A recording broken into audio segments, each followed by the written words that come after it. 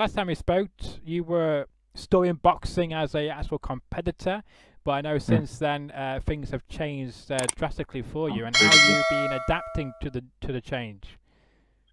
It's been some journey. It's been some journey for sure. Sorry, I was looking over to that. I was going to change my background image, but I'm just going to leave it. All right. So yeah, it's been a journey.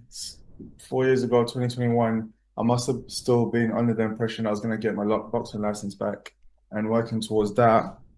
And so what happened after that, for those who may not be aware, the boxing board essentially were very adamantly recommended that I no longer box because of the nature of the injury that I had, which was a subdural hematoma, meant that I had bleeding inside of the head.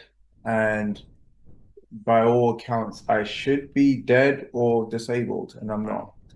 Yeah, so the stern advice was, look, if it's happened before, it means that you're susceptible to it. And we don't know of anybody who has experienced this injury twice and not been worse off the second time.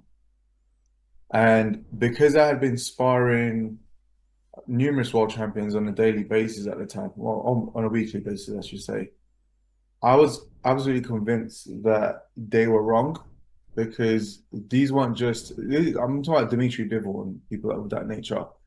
And if I was able to continue to box with these people, then I would be fine. And I mentioned that to them, but what they rebutted with was, firstly, we don't think you should be sparring like that. But even if there's a difference between sparring when you're hydrated and rested compared to when you're in a hard 12 round fight going into the championship rounds and your weight drained possibly. And so again, I still think that they're wrong, but I wasn't willing to find out. So I retired.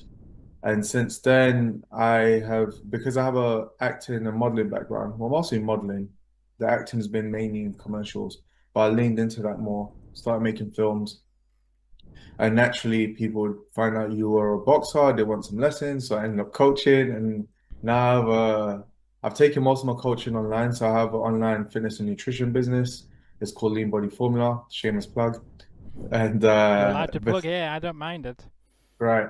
And besides that, I also started working in financial services because my degrees in accounting, the only other full-time job I had was in accounting. I got back into it though for the most part because I retired untimely, had no coverage or protection, so no income protection, no coverage for anything else. It was very difficult financially, mentally, in every way, emotionally you can imagine.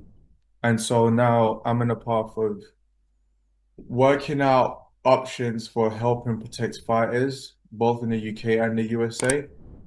Regular civilians too, because I believe everyone needs life insurance, for example, but ultimately setting up plans that would help fighters be able to protect themselves and especially protect their families if anything was to happen to them, whether or not they recovered like I did.